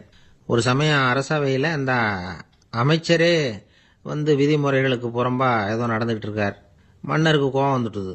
உடனே அந்த அமைச்சரை கிட்டத்தில் கூப்பிட்டு அவர் கன்னத்தில் ஓங்கி ஒரு அறை கொடுத்துட்டாராம். உடனே அந்த அமைச்சர் என்ன பண்ணார் தெரியுமா, நேராக போனார், அங்கே நின்றுகிட்டு இருந்த இன்னொருத்தர் கன்னத்தில் ஓங்கி அரைஞ்சார். அறை வாங்கினவர் திகைச்சு போயிட்டார். இவர் ஏன் நம்மளை வந்து அரைகிறார் அப்படின்னு யோசனை பண்ணார். மன்னரும் திகைச்சு போயிட்டார். நாம இவரை அரைஞ்சா அதுக்காக இவரு போய் இன்னொருத்தரை அரையணுமா அப்படின்னு யோசனை பண்ணார். அவர் இவருக்கு என்ன பைத்தியமானு கூட நினைக்க ஆரம்பிச்சுட்டார். ஆனால் என்ன ஆச்சுன்னா, அப்புறம் அமைச்சர் அவர் கவனிச்சுக்கிட்டு இருந்தாரா, அவர் இன்னொருத்தரை அரைஞ்சார் இல்லையா, அந்த அறை வாங்கின ஆசாமியை பார்த்து கத்திக்கிட்டு இருந்தார். யார்? அமைச்சர். ஏன்பா என்கிட்ட அறையை வாங்கிக்கிட்டு இப்படி விவரம் இல்லாமல் நின்றுட்டு இருக்கிறியே, நான் உனக்கு கொடுத்ததை நீ வேற யாருக்கிட்டையாவது கொடுத்துரு அப்படின்னார். உடனே அந்த ஆள் பார்த்தான், தனக்கு அடுத்தபடியாக நின்றுக்கிட்டு இருந்தவனை ஓங்கி ஒரு அறை அரைஞ்சான். அவன் கன்னத்தை தடவிட்டே யோசனை பண்ணான். இது ஏதோ புரிஞ்சுக்கிட்ட மாதிரி அடுத்தாப்புல நின்றுக்கிட்டு இருந்தவனை அரைஞ்சான். இப்படி இந்த அறை வந்து மாறி மாறி போய்கிட்டே இருக்குது. ஊரு பூரா பிரயாணம் பண்ண ஆரம்பிச்சுட்டுது. அன்னைக்கு ராத்திரி அந்த ராஜா படுக்கிறதுக்காக போனார். அந்த நேரம் பார்த்து அவர் கன்னத்தில் பலார்னு ஒரு அறை விழுந்தது. நம்மளே அரையிறது யாரு அப்படின்னு அதிர்ச்சியோட மன்னர் திரும்பி பார்க்கறாரு. அரைஞ்சது அவரோட மனைவி. என்னாச்சு உனக்குன்னு கத்துனார் ராஜா.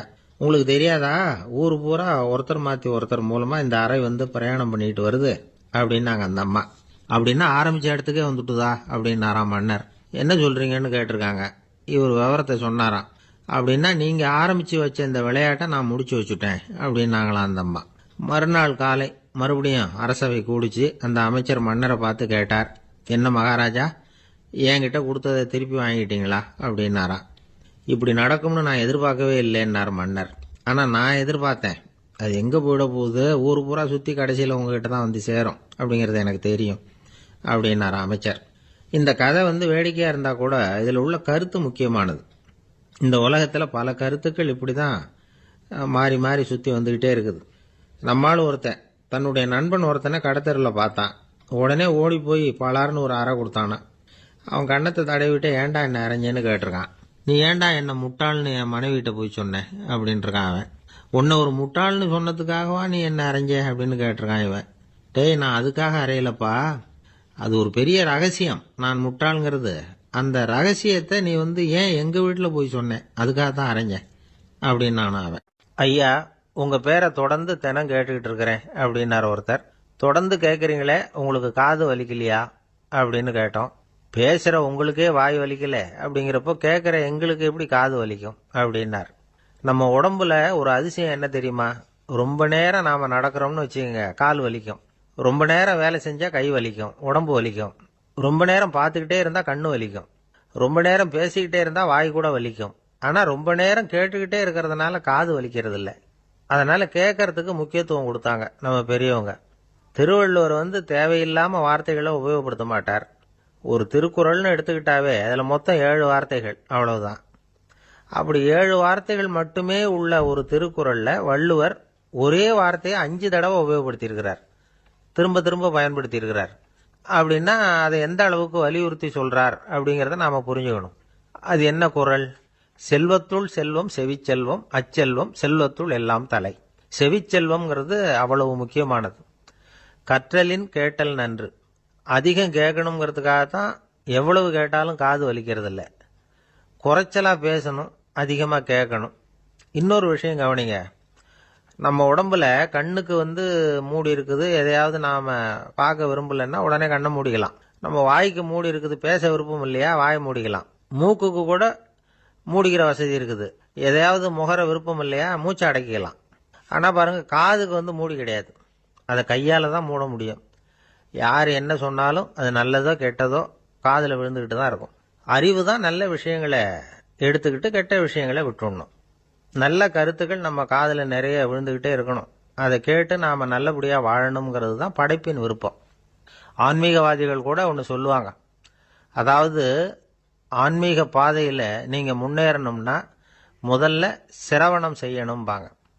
அதாவது பெரியவங்க சொல்ற நல்ல கருத்துக்களை கேட்கணும் அப்படின்னு அதுக்கு அர்த்தம்.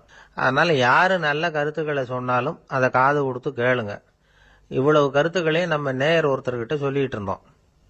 அவரும் சரி சரின்னு தலையாடிக்கிட்டே இருந்தார்.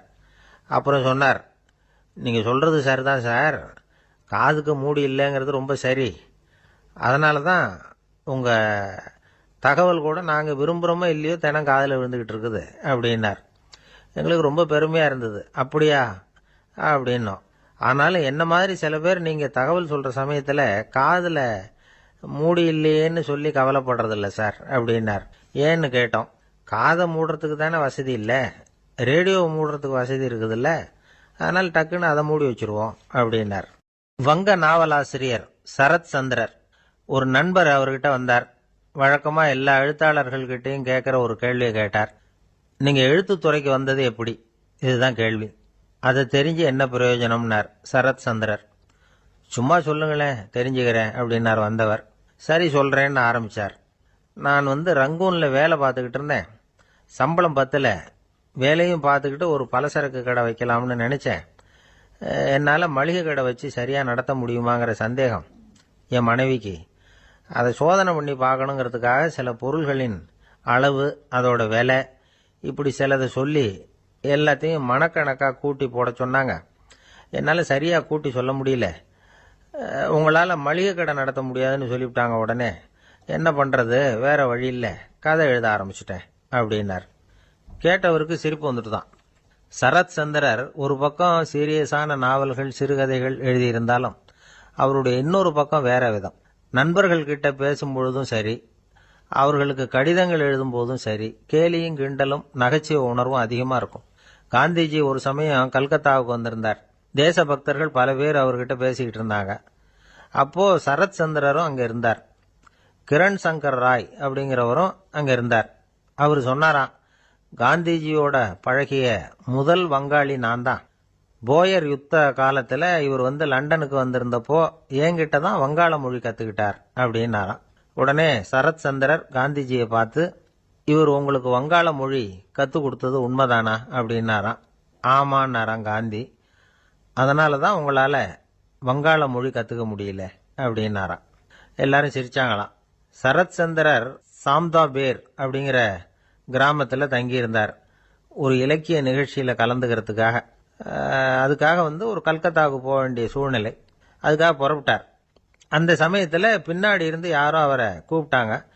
இப்படி கூப்பிட்டவரை பார்த்து இன்னொருத்தர் யாரோ அதட்டி இருக்கிறாங்க. போகிறவரை ஏன் இப்படி கூப்பிடுறீங்க அப்படின்னு. ஏன் கூப்பிட்டா என்னன்னு கேட்டிருக்கார் சரத் சந்திரர். புறப்படுறவங்கள பின்னாடி இருந்து கூப்பிடுறது அபசகுனம், போற இடத்துல ஏதாவது ஆபத்து வரலாம் அப்படின்னு அதுக்கு விளக்கம் கொடுத்திருக்கிறார் அவர். உடனே சரத் சந்திரர் சொன்னாராம், இதோ இவங்க என்ன இலக்கிய கூட்டத்துக்கு அழைச்சிட்டு போறாங்களே, இதை விட வேற என்ன ஆபத்து வந்துட போகுது அப்படின்னாராம். இப்படி சரத் சந்திரருக்கு இயல்பாவே நகைச்சுவை உணர்வு உண்டு. அவருடைய நண்பர் ஒருத்தர் வீட்டுக்கு கூப்பிட்டு இருந்தார். அங்க ஒரு கச்சேரிக்கு ஏற்பாடு பண்ணியிருந்தாங்க. சரத் சந்திரருக்கு இயல்பாவே கச்சேரியில நீண்ட ஆலோசனையெல்லாம் கேட்கறதுக்கு பொறுமை இருக்காது. அதனால மெதுவா பாட போறவர் எப்படி அப்படின்னு கேட்டிருக்கார். அவருக்கு ரொம்ப நல்லா பாட தெரியும் அப்படின்னு சொல்லியிருக்கிறாங்க. அதுக்கு சரத் சந்திரர், பாட தெரியுங்கிறது சரி, பாட்டை நிறுத்த தெரியுமா அதை சொல்லுங்க முதல்ல அப்படின்னாராம். ஒரு ராஜா ஊரெல்லாம் சுத்தி பார்த்துட்டு வரலாம்னு ஒரு நாள் புறப்பட்டு போனார். ஒரு இடத்துல தறி நெசவு வேலை ரொம்ப மும்முரமா நடந்துகிட்டு இருந்தது. ஒரு பெரியவர் தறியால நெசவு வேலை செஞ்சுக்கிட்டு இருந்தார். பக்கத்துல ஒரு அழகான பொண்ணு உட்காந்து நூலை சுத்திக்கிட்டு இருக்குது. ராஜா அந்த பெரியவரை பார்த்து யார் இந்த பொண்ணுன்னு விசாரிச்சார். ராஜா அப்படி கேட்டதும் அவருக்கு ரொம்ப பெருமையா போயிட்டுது. ஏன்னா உட்காந்துருந்தது அவரோட மகள். அரசே, இது என்னுடைய மகள். இவ வேகமா நூல் தெரிக்கக்கூடியவள். வைக்கோல எடுத்து இவ தெரிச்சா கூட அது எல்லாம் பவுனிழையா வெளியில வரும் அப்படின்னு ஒரு ராசி இவளுக்கு அப்படின்னு ரொம்ப பெருமையா ராஜா கிட்ட சொன்னார். ராஜா இதை கேட்டதும் அசந்துட்டார். அப்படியா, இவ்வளவு அழகும் சாமர்த்தியமும் உள்ள இந்த பொண்ணு என்னோட வரட்டுமே, இவளை என் மருமகளா ஆக்கிக்கிறேன் அப்படின்னார் ராஜா. அந்த பெரியவருக்கு ஒன்றும் புரியல. ஏதோ கொஞ்சம் பெருமையா சொல்ல போவ அது இப்படி ஆயிட்டுதே அப்படின்னு கவலைப்பட்டார். இருந்தாலும் ராஜா பேச்ச தட்ட முடியுமா, மகளை அனுப்பி வச்சுட்டார். ராஜா அந்த பொண்ணை அரண்மனைக்கு அழைச்சிட்டு வந்தாரு. அங்க ஒரு அறையில வச்சு பூட்டி விட்டார். அந்த ரூம் நிறைய வைக்கோலை கொண்டாந்து போட்டு அடைச்சாங்க. 3 ராட்டைகள் வேற வச்சிருந்தாங்க. நாளைக்கு பொழுது விடியறதுக்குள்ள நீ இந்த வைக்கோலை எல்லாம் தங்க இழைகளா மாத்தி காட்டணும். நாளைக்கு காலம்புறம் வந்து நான் இந்த அறை கதவை திறப்பேன். உன் தகப்பன் சொன்னது மாதிரி எல்லாம் தங்கமா மாறி இருக்கணும், இல்லைன்னா நீ உயிர் தப்ப முடியாது அப்படின்னு உத்தரவு போட்டார். பாவம் அந்த பொண்ணு என்ன பண்ணும், பகல் பூரா அழுதுகிட்டே உட்காந்துருக்குது. ராத்திரி பூராவும் தூக்கம் வரல. மறுநாள் அதிகாலை நேரத்தில் யாரோ கதவை தட்டுற சத்தம் கேட்டுது. பயந்துகிட்டே கதவை திறக்கிறா. திறந்து பார்த்தா வெளியில 3 அவலட்சணமான பெண்கள். ஒருத்திக்கு வந்து கால் அகலமா முறை மாதிரி இருக்கு, இன்னொருத்திக்கு கட்டை விரல் கரண்டி மாதிரி பெருசா இருக்குது, 3வது பொண்ணுக்கு உதடு தடிச்சு ரப்பர் மாதிரி தொங்கிக்கிட்டு இருக்கு. யார் நீங்க, உங்களுக்கு என்ன வேணும் அப்படின்னு கேக்குது இந்த பொண்ணு. நாங்க உங்களுக்கு உதவி செய்யறதுக்கு தான் வந்திருக்கிறோம் அப்படின்னு சொல்லி உள்ள வந்தாங்க. உட்கார்ந்தாங்க. கொஞ்ச நேரத்துக்குள்ள உள்ள இருந்த வைக்கோலையெல்லாம் தங்க இழைகளா மாத்தி கொடுத்துட்டு போயிட்டாங்க. காலையில ராஜா வந்தார், பார்த்தார். ஆகா பேஷினார். இன்னும் கொஞ்சம் வைக்கோலை கொண்டாந்து அந்த ரூம்ல போட சொன்னார். இந்த வைக்கோலையும் இன்னைக்கு தங்கமா மாத்தி விடு, நாளைக்கு மறுநாள் உனக்கும் இளவரசனுக்கும் கல்யாணம்னு சொல்லிவிட்டார். இன்னைக்கு ராத்திரி அந்த 3 பொண்ணுங்களும் வந்தாங்க. வைக்கோலை பொண்ணு இழைகளா மாத்தினாங்க, புறப்பட்டாங்க. இந்த பொண்ணு அவங்க காலில் விழுந்து வணங்கினா. என் உசுரை காப்பாத்தினீங்க, உங்களுக்கு நான் என்ன கைமாறு செய்ய போறேன் அப்படின்னா. பயப்படாத, நீ விரும்பினா எங்களுக்கு ஒரு உதவி செய்யலாம். உன்னுடைய கல்யாணத்துக்கு நாங்க 3 பேரும் வரோம். நீ எங்களை வந்து வரவேற்று ராஜா கிட்டையும் இளவரசர்கிட்டையும் நாங்க வந்து உன்னோட பெரியப்பா பொண்ணுங்கன்னு சொல்லி அறிமுகப்படுத்தி வை, நாங்க விருந்து சாப்பிட்டுட்டு போயிடுறோம் அப்படின்னாங்க. ரொம்பவும் சந்தோஷமா சரின்னு ஒத்துக்கிட்டா. கல்யாண நாள் வந்தது. கல்யாணம் ரொம்ப கோலாகலமா நடந்துகிட்டு இருக்கு. எல்லா தேசத்து ராஜா ராணிகளும் வந்துகிட்டு இருக்கிறாங்க. அந்த 3 அவலட்சணமான பொண்ணுங்களும் வந்து சேர்ந்தாங்க. யார் இவங்கன்னு கேட்டார் ராஜா. என் பெரியப்பா பொண்ணுங்க அப்படின்னா அந்த பொண்ணு. காலும் உதடும் கட்டை விரலும் ஏன் இப்படி உங்களுக்கு அவலட்சணம் ஆயிட்டுது அப்படின்னு கேட்டார். அதுக்கு அந்த பொண்ணுங்க பதில் சொன்னாங்க. என்ன செய்யறது, ஓயாம வைக்கோல நூற்று ஒருத்தியோட கட்டை விரல் அப்படி கரண்டி மாதிரி ஆயிட்டுது. நாக்கில் தொட்டு தொட்டு திரிச்சதுனால ஒருத்தியோட உதடு அப்படி ஆயிட்டுது. காலால கட்டையை அழுத்தி அழுத்தி தறி போட்டதுனால இன்னொருத்தையோட கால் அப்படி ஆயிட்டுது. உங்க மருமகளா வந்திருக்கிற இந்த பொண்ணு அந்த 3ஐயுமே செய்ய தெரிஞ்சவ தான். என்ன ஆக போதும் இன்னும் கொஞ்ச நாள்ல அப்படின்னாங்க. அவ்வளவுதான். ராஜா பயந்துட்டார். அம்மா, இன்னையிலிருந்து நீ இளவரசனின் மனைவி. நீ எப்பவும் அழகா இருக்கணும். அதனால நீ இனிமே வைக்கோலை திரிக்கவே கூடாது அப்படின்னு உத்தரவு போட்டார். அவளை இக்கட்டான சூழ்நிலையிலிருந்து காப்பாத்தின அந்த 3 பொண்ணுங்களும் சந்தோஷமா திரும்பி போயிட்டாங்களாம். சுவாமி சின்மயானந்தர் இந்த கதையை சொல்லியிருக்கிறார். தன்னலம் மறந்து சுயலாபத்தை வந்து தியாகம் செய்யறது வைக்கோல்ல இருந்து தங்க இழைய நூக்கிறது மாதிரி அப்படிங்கிறார் அவர். அது இருக்கட்டும், இப்ப நம்ம கதைக்கு வருவோம். ஒரு ராஜா தன்னோட மகனுக்கு சுயவரம் நடத்தினார். எல்லா தேசத்திலிருந்தும் ராஜகுமாரர்கள் வந்திருந்தாங்க. ராஜகுமாரியை கல்யாணம் பண்ணிக்கலாம்ங்கிற ஆசையில் சுயம்பர மண்டபத்திலிருந்து எல்லா ராஜகுமாரர்களும் அலறி அடிச்சுக்கிட்டு வெளியில் ஓடி வந்துகிட்டு இருக்கிறாங்களாம். ஏன் அப்படி எல்லாரும் மிரண்டு போய் ஓடி வர்றாங்கன்னு கேட்டார் ஒருத்தர். அதுக்கு இன்னொருத்தர் விவரம் சொன்னார். ராஜகுமாரியை இன்னைக்கு தான் அவங்க நேரில் பார்த்தாங்களாம், அதுதான் அப்படி ஓடி வந்துகிட்டு இருக்கிறாங்க அப்படின்னார். கடற்கரை ஓரமா ஒரு பெரியவர் கையால மணலை கீறிக்கிட்டே உட்காந்துருக்கிறார். என்னத்தையும் தேடிட்டு இருக்கிறது மாதிரி தெரிஞ்சது. மெதுவா கிட்டத்துல போய் என்னத்தை தேடிட்டு இருக்கிறீங்க அப்படின்னு கேட்டோம். அவரு சாவகாசமா நிமிந்து பார்த்து நிம்மதியை தேடிட்டு இருக்கிறேன்னார். நாங்க ஒரு மாதிரி ஆயிட்டோம். இருந்தாலும் சமாளிச்சுக்கிட்டு, சார் மணல்ல கிழிஞ்சல் தான் கிடைக்கும், நிம்மதி கிடைக்காது அப்படின்னோம். சரி, இன்னைக்கு வசமா நம்ம கிட்ட ஒரு ஆள் மாட்டிக்கிட்டார் அப்படின்னு நினைச்சு அவர் பக்கமா போய் உட்காந்துக்கிட்டு கதை சொல்ல ஆரம்பிச்சிட்டோம். ஒரு பெரிய மன்னர் இருந்தார். அவருக்கு எல்லா வசதியும் இருந்தது. இருந்தாலும் ஒரே ஒரு குறை.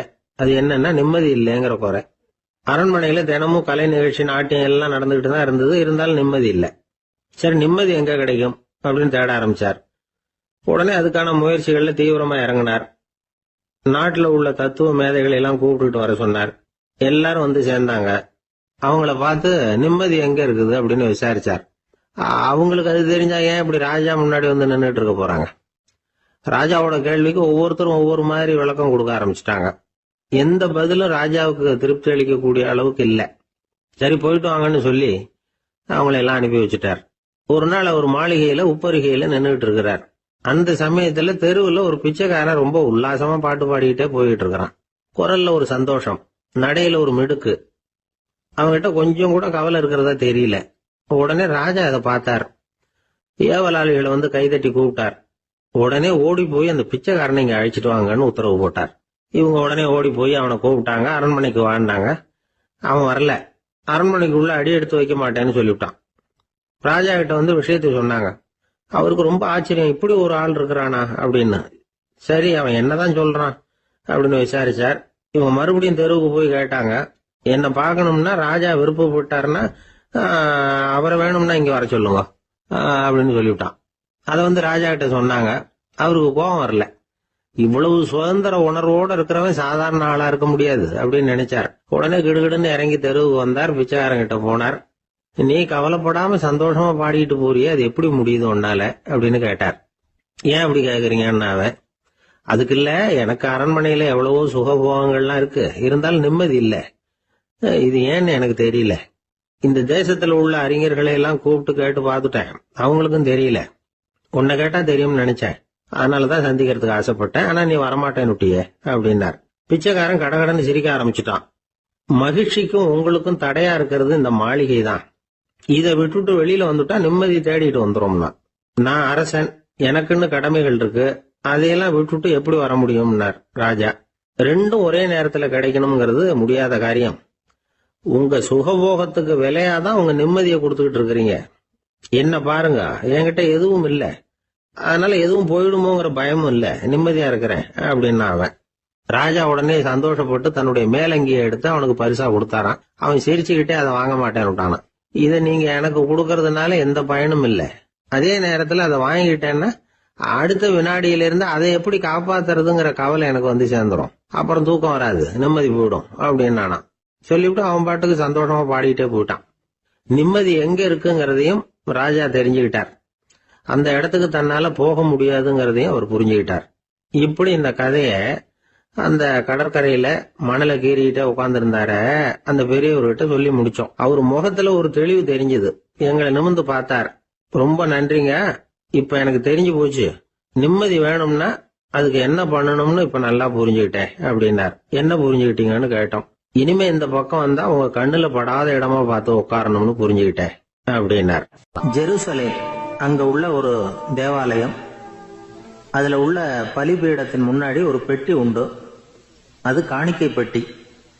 ஆலயத்துக்கு வர்றவங்க பிரார்த்தனை பண்ணிவிட்டு திரும்பி போற சமயத்துல அந்த பெட்டியில காணிக்கை போடுவாங்க. அவங்களால எவ்வளவு முடியுமோ அவ்வளவு போடுறது வழக்கம். அவங்கவுங்க வசதிக்கு தகுந்த மாதிரி போடுவாங்க.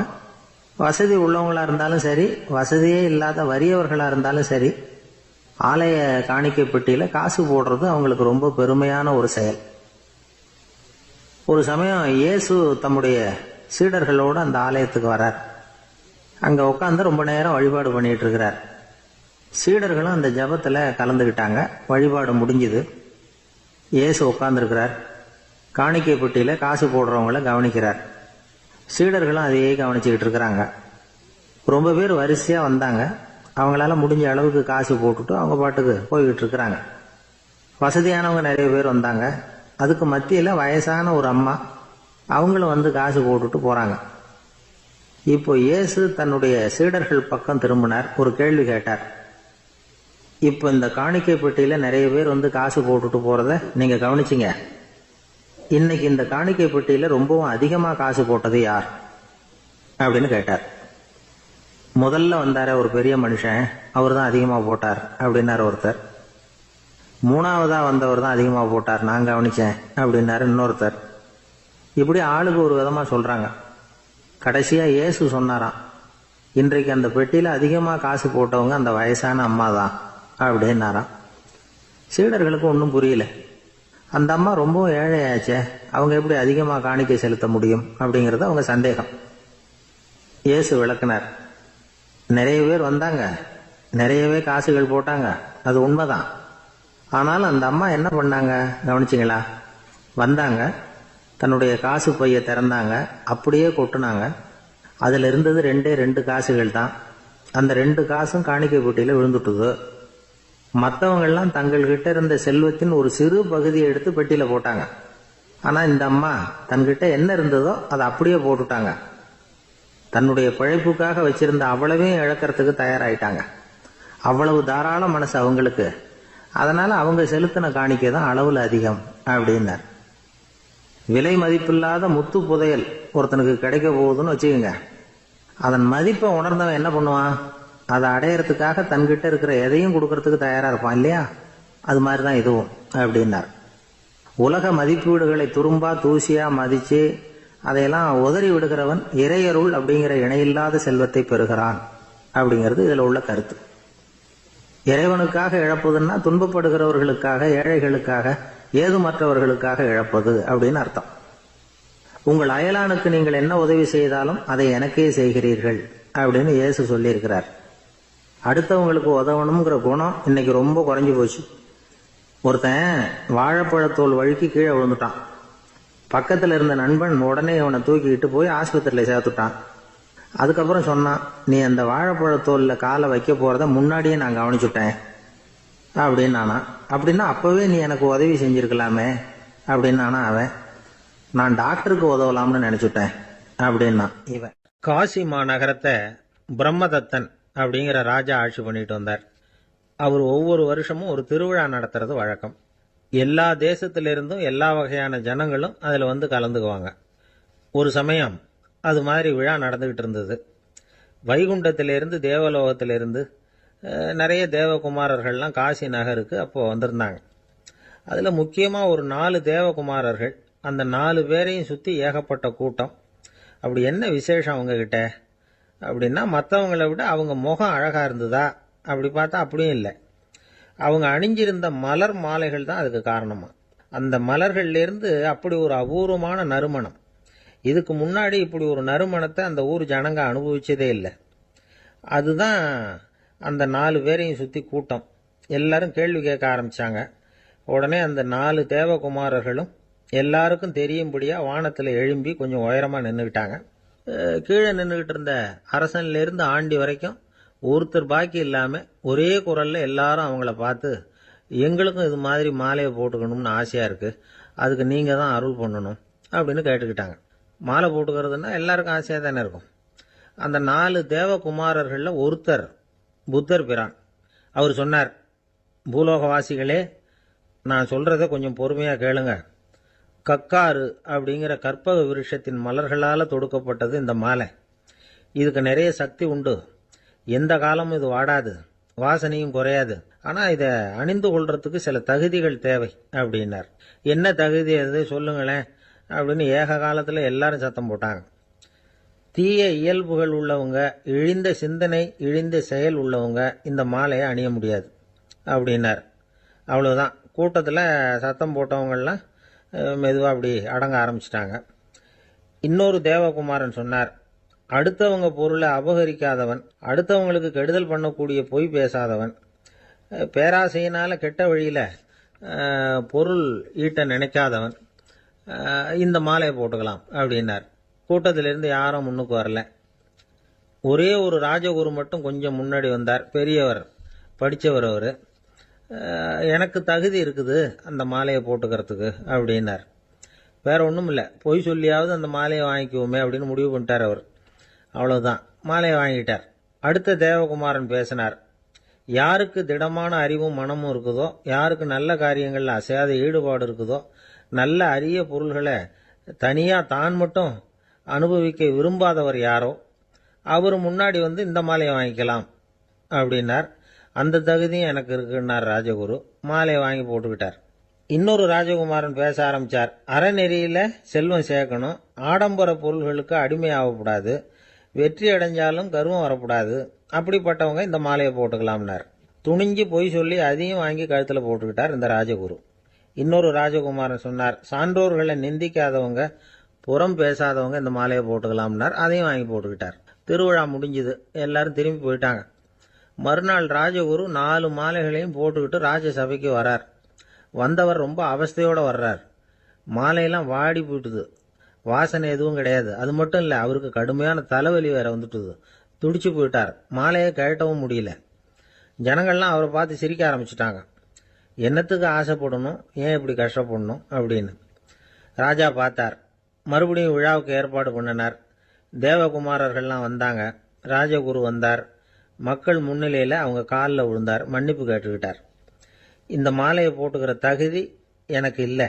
தகுதி இல்லாத ஒருத்தன் தகாத தகுதியை பொய் மூலம் பெறணும்னு ஆசைப்படுறாங்களே, அவங்களுக்கெல்லாம் என்னுடைய தண்டனை ஒரு எச்சரிக்கையாக இருக்கட்டும்னார். அதுக்கப்புறம் தேவகுமாரர்கள் அவர் கழுத்தில் இருக்கிற மாலையை கழட்டினாங்களாம். அந்த மாலைகளும் பழையபடி மனம் கொடுக்க ஆரம்பிச்சுட்டு தான். இதுலேருந்து நாம் தெரிஞ்சுக்க வேண்டியது என்னென்னா, நமக்கு தகுதி இல்லாத ஒரு கௌரவம் நம்மகிட்ட தானாக வந்தால் கூட அதை தவிர்த்து விடுறது தான் நல்லது.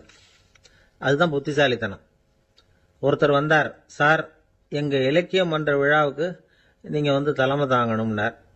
உடனே இவர் சொன்னார், பேச்சாளர், சார், இலக்கியத்தை பற்றி பேசுகிற தகுதி எனக்கு இல்லையே அப்படின்னார். உடனே அவர் கூப்பிட வந்தவர் சொன்னார், அந்த தகுதி உங்களுக்கு இல்லைங்கிறது எங்களுக்கும் தெரியும் சார், அதனால தான் உங்களை தலைமை தாங்க கூப்பிடுறேன் அப்படின்னார். அது சரி, தலைமைன்னா அதுக்கு இவர் என்னதான் அர்த்தம் பண்றாருன்னு தெரியல. ஒருத்தர் குதிரை ரேஸுக்கு போனார். பணம் கட்டினார், தோத்து போயிட்டார். மறுபடியும் போனார், பணம் கட்டினார், தோத்து போனார். அடுத்த தடவையும் பணம் கட்ட போனப்போ அவரை தடுத்து கேட்டோம், ஏன் சார், ஏற்கனவே விட்டது போதாதா, இன்னமும் இருக்கிறத விடணுமா அப்படின்னு கேட்டோம். விட்டதையெல்லாம் மொத்தமா எடுக்க வேணாமா சார், அதுக்காக தான் தொடர்ந்து பணம் கட்டுறேன்னார் அவர். இவரை திருத்துறது ரொம்ப கஷ்டம். இது ஒரு மனநோய். மனநோய்களில் பல வகை உண்டு. மனநோய்கள் பிரிவு அட்டவணையில சூதாட்டம்ங்கிறது அவதி வரும் நோய் அப்படிங்கிற தலைப்புல வருது. சூதாட்டம் 2 வகைப்படும்னு சொல்றாங்க உளவியல் நிபுணர்கள். ஒரு வகை எப்படின்னா, நண்பர்களோடு சேர்ந்துக்கிட்டு மகிழ்ச்சியும் கிளர்ச்சியும் அடையறதுக்காக ஈடுபடுறது, பிரச்சனைகளை தீர்க்கறதுல ஒரு ஆர்வம், கேளிக்கைக்காக கொஞ்சம் விட்டு பிடிக்கிறது அப்படிங்கிற மனுஷனுடைய அடி மனசுல உள்ள விபரீத பிணைய சுபாவம், இதெல்லாம் அதுக்கு காரணம். இன்னொரு வகை எப்படின்னா, சூதாட்டத்தில் ஈடுபட்டு ஒரு கட்டாய நிலைமைக்கு ஆளாயிடுறது. ஈடுபடு அப்படின்னு மனசு ஒரு வெறித்தன்மையை தூண்டிக்கிட்டே இருக்கும். இப்படிப்பட்டவங்களுக்கு நாம தோத்துக்கிட்டு இருக்கோம்ங்கிறது தெரியும், நாம ஜெயிக்கிறதுக்கான சந்தர்ப்பம் இல்லைங்கிறதும் தெரியும். இதனால நமக்கும் கஷ்டம், நம்ம சுத்தி இருக்கிறவங்களுக்கும் கஷ்டங்கிறதும் புரியும். அப்படி இருந்தும் சூதாடுவாங்க. இதுக்கு காரணம் சூதாடியின் பகற்கனவு அப்படிங்கிறாங்க நிபுணர்கள். இந்த நிலைமைக்கு கட்டாய சூதாட்டம் அல்லது நிர்பந்த சூதாட்டம் அப்படின்னு பேர் வச்சிருக்கிறாங்க. இப்படிப்பட்ட ஆசாமி இருக்கிறது பூரா விட்டுருவான், கடன் வாங்குவான், திருடுவான், இருந்தாலும் என்னைக்காவது ஒரு நாள் ஜெயிச்சிருவேன் அப்படின்னு சொல்லிக்கிட்டே இருப்பான். விட்டதை எடுத்துருவேங்கிற ஒரு நம்பிக்கை சுடர் அவனுக்குள்ள எரிஞ்சுக்கிட்டே இருக்கும். இவனை மனநோயாளி அப்படின்னு சொல்லிட முடியாதான். என்ன காரணம்னா, இது மாதிரி ஆளுங்க கிட்ட மன போராட்டமோ கவலையோ பதட்டமோ இருக்கிறது இல்ல. சில விசேஷமான குணங்கள் இவங்க கிட்ட உண்டு. எதிர்ப்பு உணர்ச்சி, சிறுபிள்ளைத்தனம், சட்ட திட்டங்களையும் சம்பிரதாயங்களையும் உட தெரியாத மனப்போக்கு, பொறுப்பில்லாத தன்மை, நெறிதவறி நடக்கிறது எல்லாம் இவங்க கிட்ட உண்டு. ஆனா வெளிப்பார்வைக்கு ரொம்ப சிநேகமா இருப்பாங்க, அன்பா இருப்பாங்க, அப்படி இருக்கிறதாக காட்டிக்குவாங்க. ஆதாயம், சுயலாபம் இதெல்லாம் கருதி தான் பழகுவாங்க. இவங்க கேட்கறப்ப நாம பணம் கொடுக்கலன்னு வச்சுக்கோங்க, நம்மளை கை விட்டுருவாங்க. நம்ம மேல அபாண்டமா பழி சுமத்துறது கூட தயங்க மாட்டாங்க. தங்களுடைய சூதாட்ட நடவடிக்கைகளுக்கு சாதகமான காரணங்களை சொல்லிட்டு இருப்பாங்க. நீ வேணும்னா பாரு, ஒரே நாள்ல நான் இழந்ததையெல்லாம் மீட்டு லட்சாதிபதி ஆறனா இல்லையா பாரு அப்படிம்பாங்க. தோத்து போறத ஒரு படிப்பினையா இவங்க எடுத்துக்கிறதே இல்லை. தோத்து போறதுலேயே இவங்களுக்கு ஒரு அலாதியான சுகம். தனக்குத்தானே துன்பத்தை வரவழைச்சிக்கிட்டு இன்பம் அடையறதுக்கு தன்வதை சுகம் அப்படின்னு பேர். இவங்கெல்லாம் அந்த ரகம். சில பேர் எப்படி தெரியுமா, மந்திர எண்ணங்களை வரவழைச்சிக்கிறது, சூதாடுறதுக்காக ஆபீஸ்ல கையாடல் பண்றது, அடுத்தவங்க கிட்ட இருந்து திருடுறது. இந்த மந்திர எண்ணம் தீவிரமாச்சுன்னா ஒரு மாதிரியா பேச ஆரம்பிச்சிருவாங்க. தோல்விதான் சார் வெற்றிக்கு முதல் படியும்பாங்க. தன்னால பகடக்காய்களையும் குதிரை ஓட்டிகளையும், அதாவது இந்த ஜாக்கிகள், அதெல்லாம் கட்டுப்படுத்த முடியுங்கிற பித்து நிலைக்கு இவங்கெல்லாம் தள்ளப்பட்டுருவாங்க. சில சூதாடிகள் ஆராய்ச்சி பார்த்ததுல என்ன தெரிய வந்தது தெரியுமா, அவங்கெல்லாம் குழந்தை பருவத்துல அன்புக்காக ஏங்கினவங்களாம், புறக்கணிக்கப்பட்டவங்களாம், உதவிகளை பெற முடியாதவங்க, இப்படிலாம் இருந்திருக்கிறாங்க. இவங்க வளர வளர மற்றவங்க சௌகரியம் பற்றி அக்கறை இல்லாதவங்களா ஆயிடுறாங்க. அதிர்ஷ்ட தேவதை தன்னோட இருக்கிறாங்க அப்படிங்கிற அசையாத நம்பிக்கை இவங்களுக்கு. இவங்களை திருத்துறது ரொம்ப கஷ்டம். அதனால பந்தயம், சூதாட்டம் இது மாதிரியான விஷயங்களை விட்டு விலகியே இருக்கிறது தான் நமக்கு நல்லது.